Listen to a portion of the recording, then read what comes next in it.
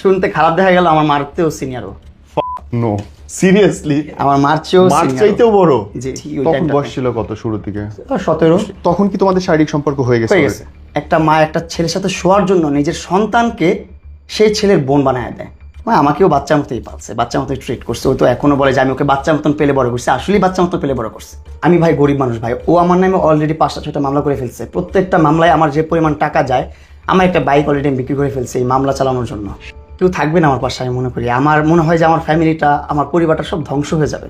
কান্না করছে, ও বলতেছে ও মুক্তি চায়। মুক্তি তো আমি চাই ভাই।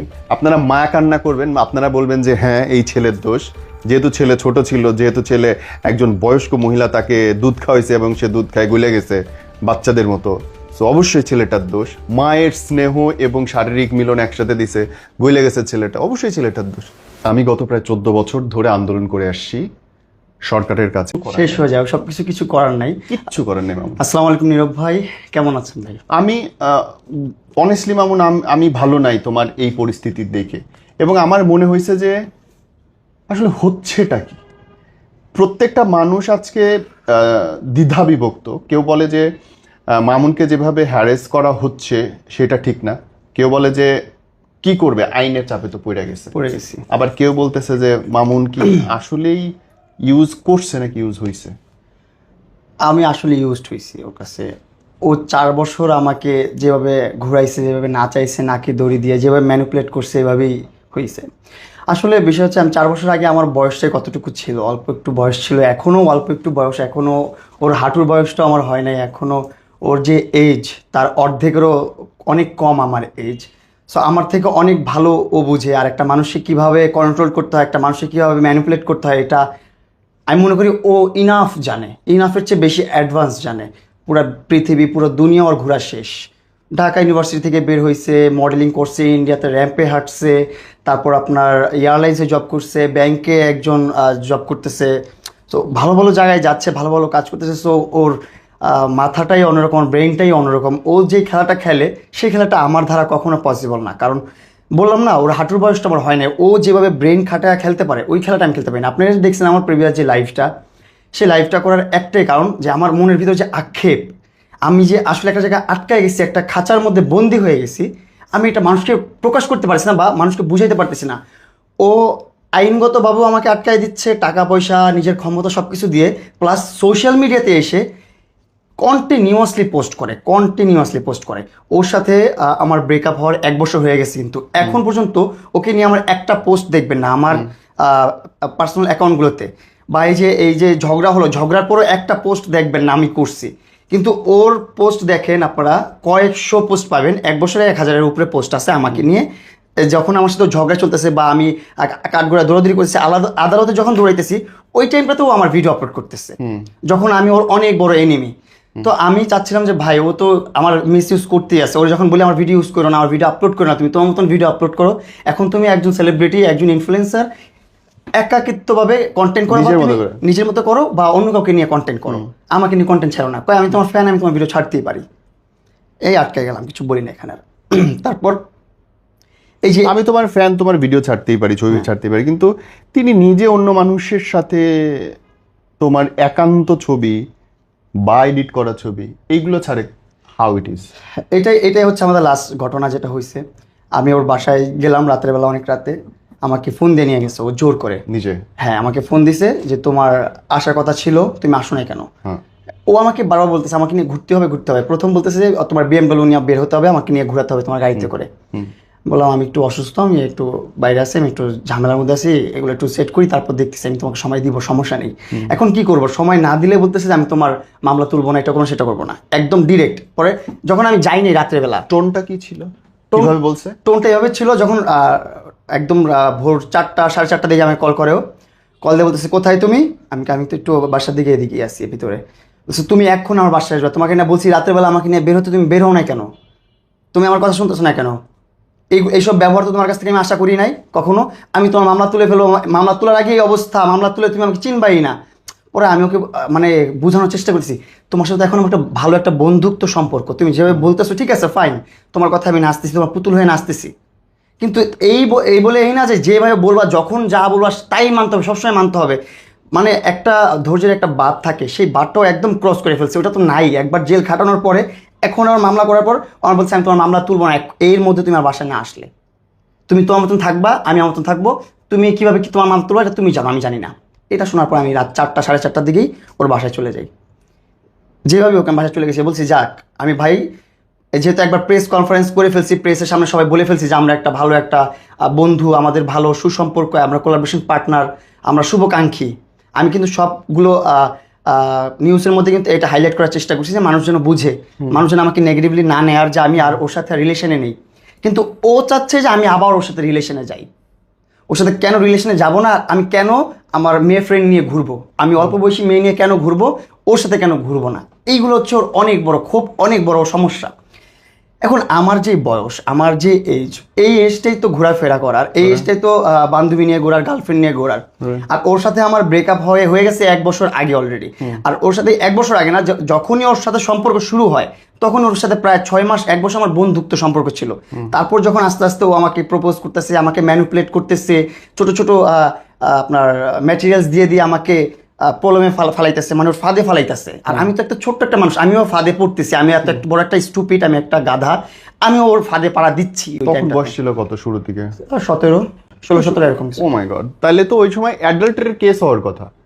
যদি কেস হয় যে 16-17 বছর একটা ছেলের সাথে মিশতেছে, যে মিশতেছে তার নামে তো কেস হওয়ার কথা। সে মিশছে, সে যা মুছে তা করছে। যখন আমার আম্মু চলে আসছে ঢাকাতে, আম্মু গ্রামে চলে গেছে আমার বাড়ি করার জন্য, আম্মুকে পাঠিয়ে দিচ্ছে আমার টাকা পয়সা দিয়ে, যখন ইনকাম করতেছিলাম ওই টাকা দিয়ে আম্মুকে পাঠিয়ে দেওয়ার পর ও বলতেছে তোমার ঢাকায় থাকতে অসুবিধা হচ্ছে, তোমার বাবা মা যেহেতু গ্রামে, আমার বাসাটা খালি আছে, তুমি এসে আমার বাসাটা ইউজ করতে পারো, থাকতে পারো। আমি বলতেছি প্রথমে একটু না করতেছিলাম, পরে আবার মনে মনে বলতেছিলাম না ঠিক আছে, যেহেতু একটু অসুবিধা হচ্ছে, আসলেই থাকতে অসুবিধা হচ্ছে, খেতে অসুবিধা হচ্ছে, বাবা মা যেহেতু ঢাকা বাড়িতে নাই, সবাই গ্রামে চলে গেছে।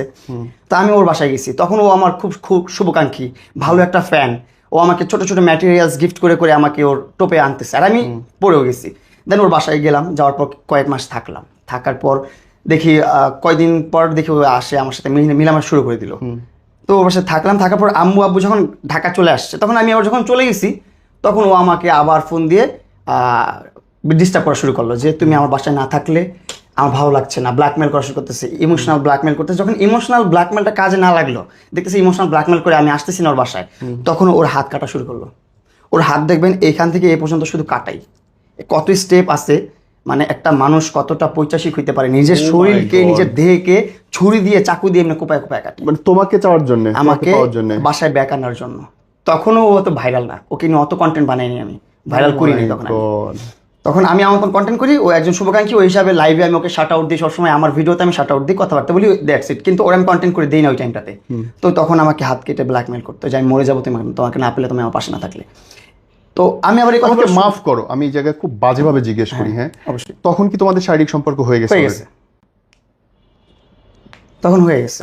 তখন তোমার অন্য কারোর সাথে রিলেশন নাই, প্রেম নাই?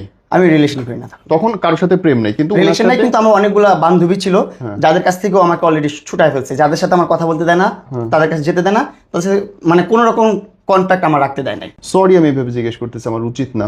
তুমি সবেমাত্র উঠতে একটা ছেলে, 17-18 বছর বয়স, 45-50 বছর একটা মহিলার সাথে শুচ্ছ, ঘেন্না লাগে না ভাই? ঘৃণা তো এখনো লাগছে, যখন কল্পনা করি যে আসলে আমি এই কাজগুলো করছি, ওর সাথে মিশছি, এইভাবে থাকছি, এখন নিজের প্রতি খুব ঘৃণা লাগে। নিজেকে পুরুষ বলে দাবি করতেও অনেক লজ্জিত মনে হয় নিজেকে, যে আসলে আমি কি করলাম এটা, এত ইয়াং বয়সে, এত ছোট্ট বয়সে। আসলে বেশি ছোট ছিলাম তো বুঝতে পারি নাই, আবেগের বসে মিলেমিশে গেছি। তো এখন যখন আমি ছুটে আসতে চাইছি, তখন থেকে ব্ল্যাকমেল করা শুরু হয়ে গেছে যে না, তুমি আমার কাছ থেকে ছুটে যেতে পারবে না। ছুটে যেতে চাইলে ওর সাথে সম্পর্ক হওয়ার 1 বছরের মধ্যেই। কেন ছুটে আমি কেন যেতে চাই? ছুটে যেতে চাচ্ছি কারণ আমি যখন আমার বাসায় চলে যাচ্ছি, তখন ওর সাথে আমার সম্পর্ক না, কোনো রিলেশন নাই, জাস্ট ফ্রেন্ডলি, জাস্ট ভালো একটা ভক্ত, ভালো একটা ফ্যান, এতটুকুই। আর ও কখনো আমাকে বলে নাই আমি তোমাকে ভালোবাসি, বা তোমাকে কোনো কমিটমেন্ট দিতে হবে আমার সাথে থাকতে হলে, বা আমার কাছ থেকে ম্যাটেরিয়ালস নিতে হলে, বা এটা করতে হলে, সেটা কোনো প্রকার কোনো কমিটমেন্ট কখনো ছিল না ওর সাথে আমার। ও বলতো যে তুমি আমার আমি তোমার ডাইহার্ট ফ্যান, তোমার জন্য পৃথিবীর সব করতে পারি। এবং আপনারা যদি প্রিভিয়াস কিছু ভিডিও দেখেন, সেখানে দেখবেন যে দুনিয়াতে যদি প্রিন্স মামুনের সবচেয়ে বড় ফ্যান থেকে থাকে, সেটা আমি। রাইট, সেটা কিন্তু লেলা বলছেন। তো তখন আমি এটাই ভাবতাম যে হ্যাঁ ফ্যান। তারপর ওইটা বলতো যে আমি জীবনে বিয়ে করি নাই, একটা রিলেশন করি নাই, বিয়ে তো দূরের কথা। আমি টের পাও নেই ও বাচ্চা কাচ্চার মা? না, এগুলো কখনো টের পাই না। কিভাবে টের পাবো? এখানে একটা কথা বলি, যে জিনিসটা শুনতে অনেকের কাছে খারাপ লাগবে জিনিসটা। একটা মা একটা ছেলের সাথে শোয়ার জন্য নিজের সন্তানকে সেই ছেলের বোন বানায় দেয়। তার মেয়েগুলো আমার বোন, তার মেয়ে আমাকে ভাইয়া বলে ডাকে আর আমি তাকে বোন বলে ডাকি। No, true. আমি আপনাকে প্রুফ দেখাই, মোবাইলটা দাও একটু, ছোট্ট করে একটু প্রুফ দেখাই আপনাদেরকে। তো আমি কেন সন্দেহ করব তাকে যে এটা তার আপন মেয়ে? আমি সন্দেহ করার তো কোনো কথায় প্রশ্নই আসে না, যেখানে তার বাচ্চারা আমাকে ভাইয়া বলে ডাকে। তখন আমাকে যখন বলছে এগুলো আমার কাজিনের বাচ্চাগুলো, আমার বাচ্চা না, সো আমিও অ্যাকসেপ্ট করে নিছি, যা কাজিনের বাচ্চা আমাকে ভাইয়া বলতেই পারে, এটা কোনো মেজর ইস্যু না। কিন্তু এখন আমি যখন প্রুফ পাইছি, যখন ওর সাথে আমার একটু ঝগড়া হলো, ওর সাথে মারামারি হলো, প্রথম যে মামলাটা করলো আমার নামে, আমি আগে একটু প্রুফটা দেখাই। এই যে এই যে ওর বড় মেয়ে, হ্যাঁ, কংগ্রাচুলেশনস ভাইয়া। হ্যাঁ, thank you, you are most welcome, Oh my God. Always message. Last মেসেজটা কি দেখে তুমি? এই মেসেজটা আমি দেখাই, এটা হচ্ছে কবে? 30 হ্যাপি বার্থডে ভাইয়া। হ্যাঁ ভাইয়া, ও মাই গড। আমি Thank you. আমি জানি না, আমি নম্বর দেখা নম্বর দেখা যাচ্ছে নম্বর না। দেখা যায় না। মানে মানে সিরিয়াসলি ভাইয়া, মানে খোদা। তারপর আমি আরেকটা my ছোট্ট God. একটা প্রুফ দেখাই, যেখানে Oh my হচ্ছে যে ও যখন ওর সাথে প্রথম ঝগড়া হচ্ছিল, মানে ম্যানিপুলেশনের তো কোনো শেষ নেই রে শেষ ভাই। ছিল না। ইভেন ওর সাথে রিলেশন থাকা অবস্থায় আমি 3 বছর 3.5 বছরে আমি ওর এনআইডি কার্ডটা বা ওর বার্থ অফ ডেটটা আমি জানতে পারি না। আমি যখন জানতে পারছি সব কিছু, আমি যখন সব কিছু আমার হাতে আসছে যে ও আসলে বিবাহিত, ওর 2টা সংসার আছে, 2টা সংসার ছিল, তারপর 2টা বাবু আছে, এইগুলো যখন আমি জানতে পারছি, এগুলো যখন প্রমাণ আমি কাগজে কলমে পাইছি, এগুলো প্রমাণ আমার কাগজে কলম আমার কাছে আছে, এগুলো পাওয়ার পর থেকে ওর উপর থেকে আমার মনটা উঠে গেছে। তখন থেকে আমার ঘৃণা লাগা আরো বেশি শুরু হয়ে গেছে। প্রথম তো ঘৃণাটা একটু কম ছিল, যে না মেয়েটা কখনো নাকি প্রেমই করে নাই, রিলেশনই করে নাই, আমি তার জীবনের প্রথম পুরুষ, এই জাস্ট এ নাম্বার। তা সে আমাকে এতটা ভালোবাসে আর এতটা আদর করে, আমার সামান্য পরিমাণ একটা গ্যাস্ট্রিক ওষুধ লাগলো, সেটা সে মানে কখন কীভাবে দিতে হবে, কী করতে হবে না করতে হবে, সেটা সবসময় সে টেক কেয়ার করতেছে। আমি তো ম্যানিপুলেট হয়ে গেছি পুরোপুরি ওর প্রতি, আমি পুরোপুরি একদম হ্যালোসিনেশন ছিল। 17 বছরের একটা বাচ্চাকে যদি 40 বছর 45 বছরের একটা আন্টি চায়, ও তো তুলে দিয়ে না চাইতে পারে, না যেতে পারে, কারণ তোমার বাপের বয়সী সে। ইনফ্যাক্ট সরি, ইভেন একটা সরি না, শুনতে খারাপ দেখা গেল, আমার মারতেও সিনিয়রও। নো, সিরিয়াসলি আমার মার চেয়েও মার senior ও। চাইতেও বড়। জি, এগুলো আসলেই মারা উচিত। এইগুলো এখন ভাবার পর আমার নিজের প্রতি নিজের এতটা ঘৃণা লাগে যে আমি কত বড় একটা স্টুপিড। আমি আসলে এখন এসে বুঝতে পারতেছি, দেখে এখন বুঝতেছি যে এগুলো আমার ভুল ছিল, এগুলো ভুল করছি লাইফে, কিন্তু যখন ছোট ছিলাম তখন আমি বুঝতে পারি না এই বিষয়গুলো। আসলে আমি একাই তো আমার ফ্যামিলিটা রান করি, আমার ফ্যামিলিটা আমি রান করতেছি 2018 সাল থেকে, আর ওর সাথে পরিচয় আমার 22 সালের দিকে। সো এই রান করতে করতে করতে করতে আমি ফ্যামিলির একটা হেড হয়ে গেছি, মানে ফ্যামিলিতে আমি যাই করি তাই ঠিক ছিল।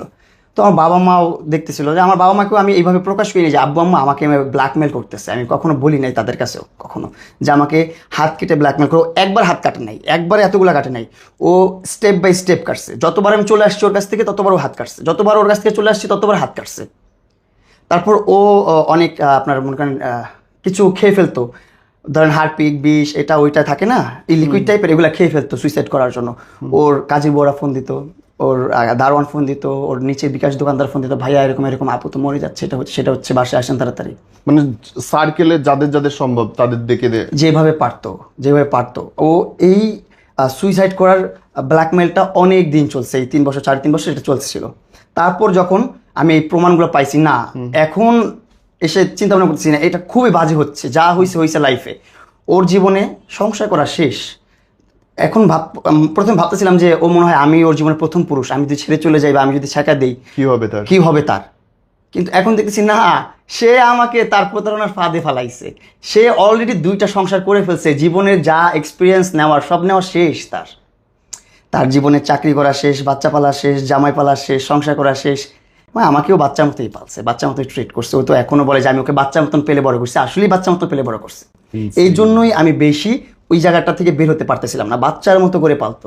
দেখেন আমার মামুন সমস্যাটা কই জানেন, উনার কথাবার্তা, উনার আচরণ বেশ মুগ্ধকর, উনার কথা আমার পছন্দ, অনেক কিছু আমি উনাকে লাইক করি। কিন্তু শুধু আপনার না, যেই সময় থেকে উনি ব্ল্যাকমেইলিং শুরু করছে, যেই সময় থেকে উনি কেসে গেছে, একটা সম্পর্ক এবং বিতর্কিত সম্পর্ককে উনি পেট্রোনাইজ করতেছে, পাবলিক করতেছে, এটাকে জায়েজ করার প্রমোট করতেছে, সেই মুহূর্তে আমার মনে হয়েছে না, উনি ঠিক করতেছে না। এবং আপনি দেখেন ও কয়টা পোস্ট করছে আর আমি কয়টা পোস্ট করছি ওকে নিয়ে। আমি ওকে নিয়ে একটা সিঙ্গেল পোস্টও করিনি এখনো, কিন্তু ওর আইডিতে এই আমার লাইভ করার পর থেকে পোস্টের অভাব নাই। মানে ওর মতো বিন্দাস।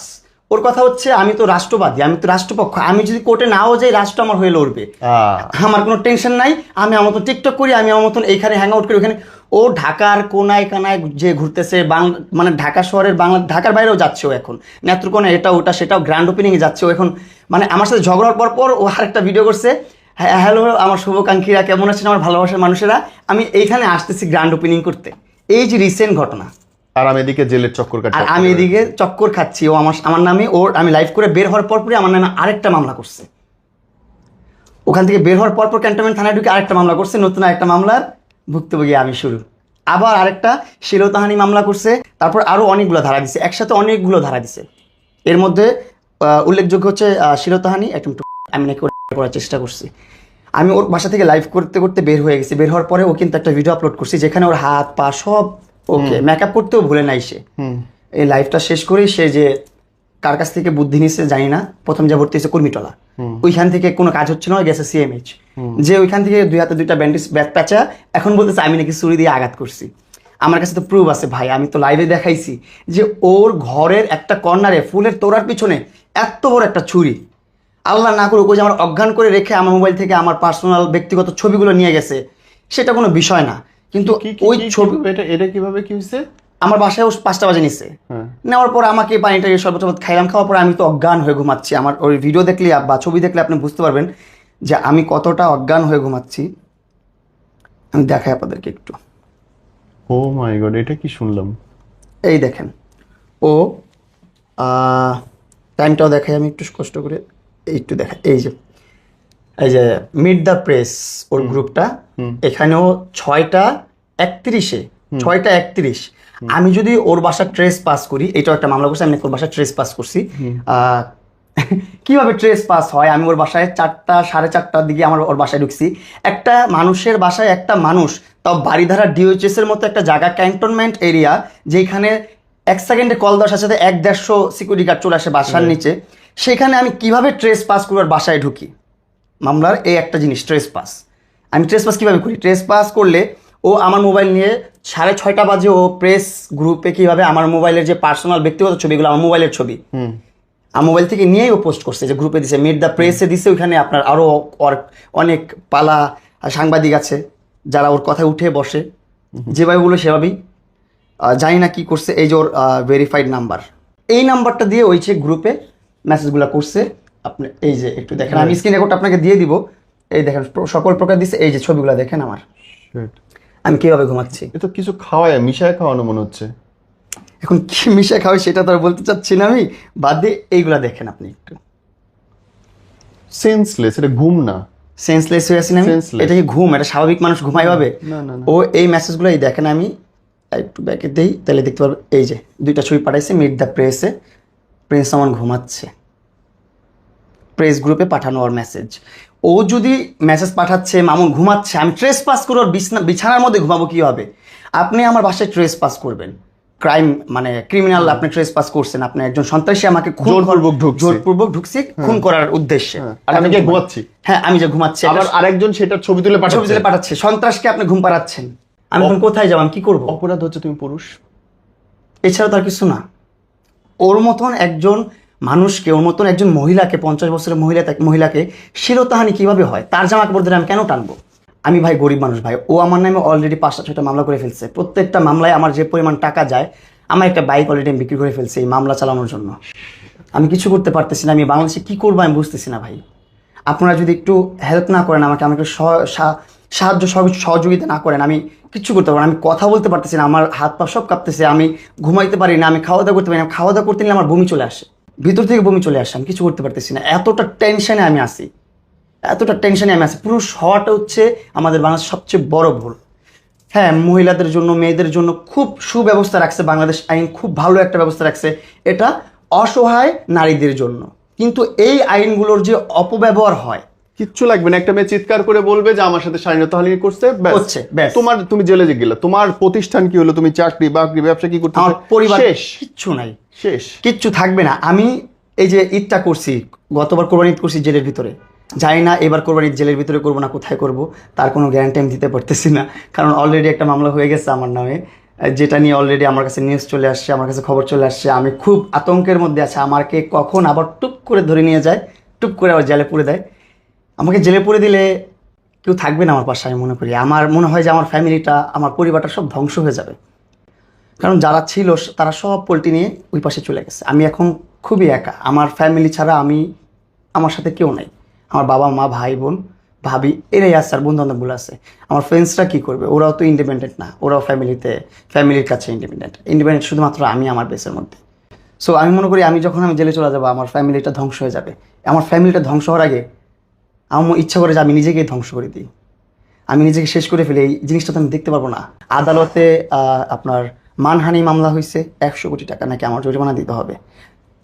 তারপর 2টা হুমকির মামলা হয়েছে, মামলা না ওটা জিটি হয়েছে, 2টা হুমকি দিচ্ছি আমি, নাকি হয়েছে হুমকি দিচ্ছে ফোন দিয়ে যে মামলা তুলে ফেলো, নাহলে তোমাকে মেরে ফেলো, এটা করবো সেটা করবো। ও এসে প্রায় সময় লাইভে বলে যে মামুন আমাকে হুমকি দিচ্ছে, দামকে দিচ্ছে। আমি পুরো পৃথিবীর সামনে চ্যালেঞ্জ করলাম, ও যদি একটা প্রুফ দিতে পারে, একটা সিঙ্গেল ওয়ার্ড প্রুফ দিতে পারে যে আমি ওকে থ্রেট করছি মামলা তোলার জন্য, তাহলে পুরো বাংলাদেশের সামনে না, পুরো পৃথিবীর সামনে উলঙ্গ হয়ে জুতার মালা গলায় দিয়ে আমি হাঁটবো। আমি চ্যালেঞ্জ দিলাম আপনাদের সবাইকে। আমি ভাই ছোটোবেলা অনেক ম্যানিপুলেট করছে আমাকে, যেভাবে নাচাইছি সেভাবে নাচছি। আপনাদেরকে আমি স্টোরিটা ছোটোবেলা থেকে বুঝাইতে পারি না কখনো, কারণ ওর ব্ল্যাকমেলের শিকার আমি ছোটোবেলা থেকে হয়ে আসতেছি। ওর ব্ল্যাকমেলের শিকার 2021-এর শেষের দিক থেকে আমি ওর ব্ল্যাকমেলের শিকার। যখন থেকে ওর কাছ থেকে থাকা শুরু করলাম, যখন ওর কাছ থেকে থাকার পর চলে আসছে, তারপর থেকে ব্ল্যাকমেলের শিকার আমি। যখন ইমোশনাল ব্ল্যাকমেল করতো বা ব্ল্যাকমেল করতো, এগুলোর জন্য অনেক প্যারা খাইছি। যখন আমি দেখছি যে ও বিবাহিত, আমি যখন প্রমাণ পাইছি যে ও 2টা বিবাহ করে ফেলছে, অলরেডি 2টা বাবু আছে, এগুলো সব রিয়েল, এগুলো অথেন্টিক, এগুলো ফেক না, তখন আমার মন থেকে তো একদম নিমিশে উঠে গেছে। তখন আমি ওর পাশ থেকে সরে আসতে চাইছি, তখন আমার সাথে মারামারি লাগাই দিছে। মারামারি তো একটা লাগাই দিছে, যখন বলছি তুই সুইসাইড কর বা যাই কর, আমি তোর ব্ল্যাকমেলের ফাঁদে আর পাড়া দিব না, এখন পৃথিবীর কাছে আমি প্রয়োজন প্রকাশ করে দিব। এই মারামারি লাগাই দিয়ে ওই একটা অ্যাটেম্প দিল মামলা, মার্কেটটা ওই মামলা দিয়ে একটু ভোগান্তি, ওয়ারেন্ট বের করলো, পরে জামিন নিলাম অনেক কষ্ট করে, অনেক টাকা পয়সা খরচ করে, অনেক ঝামেলা করে। তারপর আবার যখন আমি ইন্ডিপেন্ডেন্ট হলাম, আমি বিজনেস শুরু করলাম, একা একা নিজের পায়ে দাঁড়ালাম, ওই টাইমটাতে আমাকে দিল মামলা। ওর সাথে কিন্তু আমার কোনো তখন সম্পর্ক নাই। সম্পর্ক কতটা নোংরা হইতে পারে ব্যাপারটা, সরি এভাবে বলতেছি, একই সাথে তোমার পাশে গিয়ে দোকান উদ্বোধন করতেছে, আবার একই সাথে তোমার নামে কেস করে উদ্বোধন করার পরই ধর্ষণ করছে। আর আমি তো যে বললাম না, আমি কত বড় একটা স্টুপিড, আমি কত বড় একটা জঘন্য একটা মানুষ, যে মানুষটা আমাকে মামলা দিয়ে নাকে দড়ি দিয়ে ঘুরাইছে, দেন ব্রেকআপ হওয়ার পর আমি আমার মতন ব্যবসা করতেছি, আমি নিজের মতো চলতেছি ফিরতেছি। ওই টাইমটাতে আমি আবার ওকে আর সহানুভূতি দেখাই আমার গ্র্যান্ড ওপেনিংয়ে নিয়ে আসছি, যে যাক একটা সময় শুভাকাঙ্ক্ষী ছিলা, যেহেতু আসো আমার গ্র্যান্ড ওপেনিং করো। ওর এত একটা সম্মান দিছি আমি, এই সম্মানটা কোথায় রাখছে? ওইখান থেকে বের হয়ে আমার মামলা দিছে, সেই মামলায় আমি জেল খেটে আসলাম। সে তো ঘোষণা দিল যে উঠাই নিবে মামলা, উঠাই নেবে বলে সেই দিন বলতেছে আমি তোমার মামলা তুলবো না, তুমি কি করতে পারো করে নাও, তোমার কোনো মামলা আমি তুলবো না, তোমার যদি কোনো ক্ষমতা থাকে তুমি মামলা উঠায় নাও। আর এটাও বলছে যে মামলা ছাড়াও অনেক কিছু আছে, ওইগুলো সামলায় নিও। ওই টাইমটাতে আমার মাথায় কোনো কিছু খেলতেছিল না, আমি কি করবো, আমি কার কাছে সাহায্য চাবো এটা বুঝতে পারি না। কাছে সাহায্য পাবো না ভাই, এই সমাজ মেয়েদের পক্ষে অন্ধভাবে। ইনস্ট্যান্ট ওই টাইমটাতে, ওই মোমেন্টটাতে আমি লাইভে চলে গেছি যে না, পৃথিবীর দেশবাসীতে তো একটা হলেও মানুষ আছে যে আমার সাপোর্ট করবে, যে বুঝবে। নাই বাংলাদেশে এরকম মানুষ নাই ভাই, সবাই অন্ধভাবে বলবে যে না আপা রাইট, মহিলারা আবার মিথ্যা কথা বলবে, মহিলার ইজ্জত নিয়ে কান্নাকাটি করবে, এটা আবার মিথ্যা হইতে পারে, ইম্পসিবল। প্রত্যেকটা মানুষ দেখো বাংলাদেশে সবাই তার পক্ষে। এখন মায়া কান্না করতেছে মানুষের সিম্পথি নেওয়ার জন্য, কাঁদতে পারবে, হাতের মধ্যে ব্যান্ডেজ লাগায় নিছে, ব্যান্ডেজ করে দেখেন হাতের মধ্যে কিছুই নাই, কান্না করছে। ও বলতেছে ও মুক্তি চায়, মুক্তি তো আমি চাই ভাই। আমার যদি কোনো স্টাম্পে লিখিতও দিতে হয় যে হ্যাঁ মামুন এইভাবে মুক্তি দিতে হয়, আমি ওইভাবেই স্টাম্পে সই করে দিব যে হ্যাঁ আমি মুক্তি দিলাম। আমি তো মুক্তি দিয়ে রাখছি, আমি মুক্তি চাচ্ছি মানুষের কাছ থেকে। এখন আমার ডায়লগ ও মারতেছে, আমার ডায়লগ যেটা আমি বলবো সেটা ও বলতেছে। ও আমার নামে ভরণ পোষণ মামলা করছে ভাটারা থানাতে। এবং বাংলাদেশ প্রতিদিনে একটা নিউজ দেখলাম, ভিডিও নিউজ, সেটা বলতেছে পুরো জিনিসটা ভুয়া, যে বিয়ের রেজিস্ট্রেশন পেপারটা পুরোটা ভুয়া। যে কাজীর সাইন, সেই কাজী বলতেছে সেটা আমার না, কাজী মারা গেছে 2 বছর আগে। 2 বছর আগে। কি অদ্ভুত। এবং তারপরে আমি নিশ্চিত আপনারা মায়া কান্না করবেন, আপনারা বলবেন যে হ্যাঁ এই ছেলের দোষ, যেহেতু ছেলে ছোট ছিল, যেহেতু ছেলে একজন বয়স্ক মহিলা তাকে দুধ খাওয়াইছে এবং সে দুধ খায় গলে গেছে বাচ্চাদের মতো, সো অবশ্যই ছেলেটার দোষ। যেহেতু ছেলেটা আরে নানানভাবে প্রলুব্ধ করছে এবং মাথায় হাত বুলাইছে, মায়ের স্নেহ এবং শারীরিক মিলন একসাথে দিছে, গলে গেছে ছেলেটা, অবশ্যই ছেলেটার দোষ। আমি তো এখন জিন্দা লাশ, আমাকে তো খুন করে ফেলছে। আমি জাস্ট নিঃশ্বাসটা বন্ধ হওয়া পর্যন্ত বাকি আছে, এছাড়া তো আমার ভিতরে আর কিছু বাকি নাই। আমার অলরেডি সব শেষ, সব ডেট। কি করবো আমি, আমার সব ব্ল্যাঙ্ক হয়ে গেছে। আমার এই 1 মিনিট পর পর জ্বর আসে, 1 মিনিট পর পর জ্বর ছেড়ে দেয়। Hyper tension. মানে বডির কি একটা অবস্থা, বডির কি একটা কন্ডিশন। আমার বডিতে কত জায়গায় কত সমস্যা হচ্ছে, আক্কেল দাঁতের সমস্যা একসাথে শুরু হয়েছে, অন্য অন্য জায়গায় যে কত ধরনের সমস্যা শুরু হয়েছে। ভর্তি থাকা দরকার আমার হসপিটালে, সেখানে হসপিটালে যে ভর্তি থাকে সে। আমি যদি এই সত্যগুলো দেশবাসীর সামনে না বলে জেলের মধ্যে ঢুকে যাই, তাহলে জেলে পচেই মরতে হবে আমার। এবং সবাই আপনারই দোষ দিবে, সবাই আমারই দোষ দিবে, যে তুমি কেন গেছিলা, তুমি লোভী, তুমি এটা, লোভী। তুমি ওইটা, তুমি সেটা। ভাই ছোট্টবেলা যা করছি ভাই, ওইটা নিয়ে এখন চিন্তা ভাবনা করতে লাভ নেই। আমি যখন ছোট ছিলাম তখনও কিন্তু আমি ইন্ডিপেন্ডেন্ট ছিলাম, আমি নিজে ইনকাম করতাম, আমি নিজে আর্ন করতাম, আমি নিজে আমার নিজের ফ্যামিলি চালাইতাম। আমি তখন সাইদনগরে একটা ফ্ল্যাট নিয়ে আমার ফ্যামিলি নিয়ে আমি থাকি 2018 সাল থেকে। আপনি সাইদনগর যান, গেলে ওই জায়গায় খবর পাবেন, সাইদনগর বি ব্লক 2 নম্বর রোড, মামুন সাহেবের বাসা, সব ডিটেলস বলে দিলাম। ওখানে গেলে আমি কেমন মানুষ, আমার ফ্যামিলি কেমন মানুষ সব পেয়ে যাবেন। মামুন সাহেবরা মানে কান্না করে দিচ্ছিল আমরা যখন ওনার বাসা ছেড়ে চলে গেছি। বাসায় আমার গ্রাম, যখন গ্রামে বাড়ি করছি তখন তো আমার বাসার সব কিছু গ্রামে পাঠিয়ে দিছি। আমি তো তোমার পাশে কাঁদার লোকও থাকবে না রে ভাই, তুমি মরে পড়ে থাকবে, তোমার পাশে কাঁদার লোকও থাকবে না। থাকবে না। কে যাবে? লাস্টলি মামুন, যদি দেশবাসীর জন্য কিছু বলতে চাও। দেশবাসীর কাছে আমার হাত জোর করে আমার আবেদন যে আপনারা আমাকে সেভ করেন, আমাকে বাঁচান। আমি ছোটোবেলা যা করছি আপনারা সবাই সব কিছু ভুলে যান। মানুষ ছোটোবেলা ভুল করেই, একটা মানুষের ভুল হয়। মানুষ পুরুষ শিখে 25 বছর বয়সের পর থেকে, আর এখন আমার 25ও হয় নাই। আমি যখন ওর সাথে সম্পর্ক করছি বা ওর সাথে জড়াইছি তখন আমার বয়স 16-17 এরকম একটা বয়স। ওই টাইমটাতে বোঝার কোনো ক্যাপাবিলিটি আমার ছিল না, ওইরকম বোঝার ক্ষমতা আমার ছিল না যে আমি বুঝবো যে কি হচ্ছে, কেমন একটা ফাঁদ তৈরি হচ্ছে আমার জীবনে, আমার লাইফটা, আমার ফিউচারটা কী হবে, এটা আমি বুঝতে পারি নাই। এখন আমি বুঝতেছি ভাবিয়া করিও কাজ, করিয়া ভাবিও না। তখন আমি কাজ করে ফেলছি, এখন ভাবতেছি। কারণ তখন বয়সটা এরকম ছিল যে আমি এখনও ওই বয়সটাই আছে যে ভুলভাল ডিসিশন নেওয়া, ভুলভাল কাজ করা। যেমন একটা লাইফ করছি ভুলভাল, যাই করছি, আমার মনে হয়েছে যে লাইফটা করা অনেক দরকার, মানুষকে জানানো দরকার, দেশবাসীকে জানানো দরকার যে আমার সাথে কী হচ্ছে ইন ফ্রন্ট অফ এই মহিলার সামনে। মানে ওই মহিলাটার সামনে বলাটা আমার খুব দরকার ছিল। আমি সিঙ্গেলে বললে তো আপনারা মনে করবেন যে না, মামুন মনে হয় মিথ্যা বলতেছে, মামুন মনে হয় বানায় কথা বলতেছে, মামুন একটা প্রতারক, মামুন একটা ফ্রড, মামুন এই মহিলার কাছ থেকে এটা খাইছে ওইটা খাইছে, খাওয়া শেষ এখন চলে যাচ্ছে। যে কথাগুলো ওই মহিলা বলে আর কি, ওই কথাগুলোই আপনারা মেনে নেবেন। আসলে বিষয়টা ওইরকম না। আমি আমার মতোই চলছি। আমাকে ইউজ করে ওর ফেসবুক অ্যাকাউন্ট, ওর ফেসবুক পেজে কত টাকা ইনকাম হয়েছে ওইটা আপনারা বের করবেন। ও বলে আমার 50 লাখ 60 লাখ খরচ হয়ে গেছে। কোথায় 50 লাখ 60 লাখ টাকা?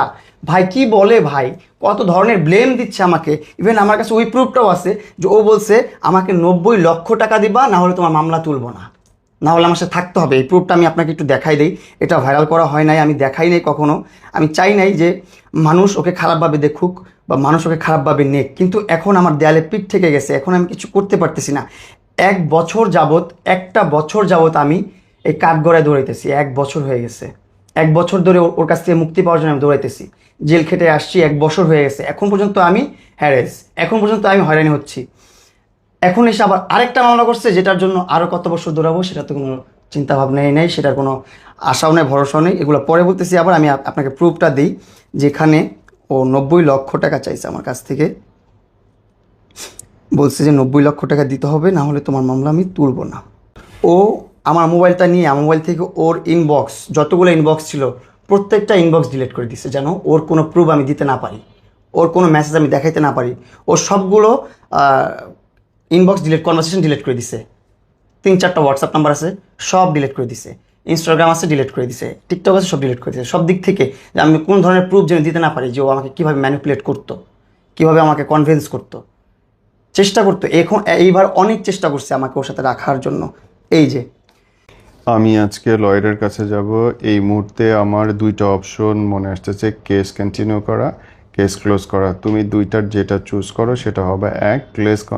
কেস কন্টিনিউ করলে যেভাবে কেস চলে ওইভাবে যাবে। কেস ক্লোজ করতে হলে আমার 2টা কন্ডিশনের 2টা অথবা যে কোনো একটা মেনে নিতে হবে। রিলেশন ঠিক করে আগের মতো এক থাকা। 2, আমাকে ফিজিক্যাল অ্যাসল্টের জন্য আমাকে 90 লাখ টাকার ক্ষতিপূরণ, আমি আজ অফিসে এসে 7 PM লয়ারের কাছে যাব, তুমি চলে আসতে পারো। বুঝতে পারছেন মেসেজ? ওই 1 মাসের মধ্যে আমাকে 100 বার থ্রেট দিছে মামলা তুলব না। অ্যাট লাস্ট আমি ওর বাসায় যখন গেছি তখন আমার ব্যক্তিগত প্রাইভেট ছবিগুলো সবগুলো ছবি ফেসবুকে আপলোড করে দিছে। আমি ঘুম থেকে উঠে দেখি কি সবগুলো ছবি আপলোড করে। আমি বললাম কি হলো এটা? এখানে আমার সাথে যে আর্টিস্টগুলো আছে, যে মেয়েগুলো আছে, তারা তো আমার খুব ভালো বন্ধু। আর এই বয়সে ভালো বন্ধু থাকতেই পারে সবার। কোন পুরুষের ভালো বন্ধু নাই? কোন পুরুষের নাই? প্রেমও থাকতে পারে, ইটস ওকে, প্রেমও থাকতে পারে। হ্যাঁ, আমি বড় কথা হচ্ছে আমরা মিডিয়ার মানুষ, আমাদের ফ্রেন্ড সার্কেল থাকবে, বান্ধবীরা থাকবে, বন্ধুরা থাকবে, গার্লফ্রেন্ডও থাকতে পারে। ও অনেক ইন্টারভিউতে বলছে মামুন বিয়ে করলে আমার কোনো সমস্যা নেই, এটা নেই সেটা নেই। আচ্ছা, আমার বিয়ে করলে সমস্যা নেই, তাহলে আমার ফ্রেন্ডদের সাথে ঘোরাটা নিয়ে এত সমস্যা? বিয়ে করলে ও কী কাজটা করবে? ও তো আমার বিয়ের যে মণ্ডপ বা আমার বিয়ের যে একটা ইয়া থাকবে অনুষ্ঠান, ওইখানে বোম ফিট করে দিয়ে আসবে। স্বাভাবিক, ধ্বংস করে দিবে। এগুলো কি করতেছে? আমার লাইফটা নিয়ে পুতুল খেলা করতেছে। আমি আসলে ওর লাইফের তো সব ধরনের এক্সাইটমেন্ট, সব ধরনের এক্সপিরিয়েন্স নেওয়া শেষ। ওর লাইফে যা ছিল সব শেষ। এখন ওর সময় হচ্ছে খাটে বসে বসে একটা পুতুল নাচানো, আর ওই পুতুলটা হচ্ছে আমি। যেভাবে পারতেছে সেভাবেই নাচাচ্ছে। আমি আমাদের প্রশাসনের যারা অনেক ক্ষমতাবান মানুষ আছেন, যাদের কন্ট্রোলে অনেক কিছু আছে, তাদের কাছে আমি রিকোয়েস্ট করব, অপব্যবহার হতে দিয়েন না। ধারা আছে, ভালোর জন্য আছে, আমাদের সমাজের জন্য আছে, সব কিছু ঠিক আছে। সংস্কার করেন। হ্যাঁ, সংস্কার করেন। অপব্যবহারটা যে হচ্ছে এইটা একটু কন্ট্রোল করেন, এইটা একটু ঠিক করেন। এই যে আমি একটা মানুষ, আমার জীবনটা মাত্র শুরু, আমার লাইফটা মাত্র শুরু হচ্ছে। সংসার করব, ফ্যামিলি চালাবো, বাবা মাকে দেখবো, বিজনেস করব, বাংলাদেশের বাইরে যাব, কোনো কিছু করতে পারতেছি না। লাইফে কি করব? লাইফে কি আমি শুধু আদালতের সামনে দৌড়বো আর জেল খাটবো আর ওর কাছে ওর পা চেটে খাবো, এরকম কিছু করব? এটা করার চেয়ে ভালো আমি আমার জীবনটা দিয়ে দিই বা একদম শেষ হয়ে যায়। আমার এটা ছাড়া আর কোনো উপায় দেখতেছি না আমি। অ্যান্ড বোন রে, আমিও লাস্টলি অনুরোধ করতে চাই, হাত জড়ো করে অনুরোধ করতে চাই, দেখেন আমিও আপনাকে অনেক পছন্দ করি, অনেক মানুষ আপনাকে অনেক সম্মান করে, বাঁচতে দেন না ছেলেটারে, বাঁচতে দেন। অনেক অন্যায় করছে, কিন্তু এতটা অন্যায় করে নাই যে এইটুকু বয়সে সারাদিন আদালতে চক্কর কাটবে। আর দেশের জনগণ যারা দেখতেছে, হাত জড়ো করে অনুরোধ করতে চাই, আপনার আওয়াজ তোলেন। আমি মনে করি দেশের জনগণ যারা আছে, যারা প্রভাবশালী আছে বা যাদের কাছে ক্ষমতা আছে, তারা যদি চায় তাহলে এইসব হ্যারাসমেন্ট থেকে আমরা পুরুষরা রক্ষা পাবো এবং আমি রক্ষা পাবো। আপনারা যদি আমাকে সাপোর্ট করেন, আপনারা যদি আমাকে ভালোবাসেন, বা ভালোবাসা লাগবে না আমাকে, আপনারা একটু দেখেন একটা মানুষ হিসাবে, আমি একটা পুরুষ হিসাবে যে একটা অবস্থায় আমি আছি, যে একটা ট্র্যাপের মধ্যে আমি আছি, আল্লাহ না করুক আপনার হতে কতক্ষণ লাগবে? আপনি ট্র্যাপে পড়তে আপনার কতক্ষণ লাগবে? তখন আপনি কি করবেন? তখন আপনি বলবেন যে প্রিন্স মামুনের সাথে যা হয়েছিল তা আজকে আমার সাথে হচ্ছে। আমরা যদি প্রতিবাদ করতাম তাহলে আজকে আমার সাথে এই ঘটনা ঘটতো না, প্রিন্স মামুন পর্যন্তই সীমাবদ্ধ থাকতো। তারপরে জেনারেশনের পুরুষরা নিজেকে সেফ ফিল করতে পারতো, সেফ থাকতে পারতো। হ্যাঁ, দর্শক আছে, খারাপ মানুষ আছে, তাই বলে সব পুরুষ দর্শক? তাহলে পুরুষ কারা? বাবা কারা? সংসার চালায় কারা? ভালো থাকবেন আপনারা, আপনাদের সাথে এরকম না হোক, সেরকম হবে না যদি আপনি প্রতিবাদ করেন, কথা বলেন। আসসালামু আলাইকুম।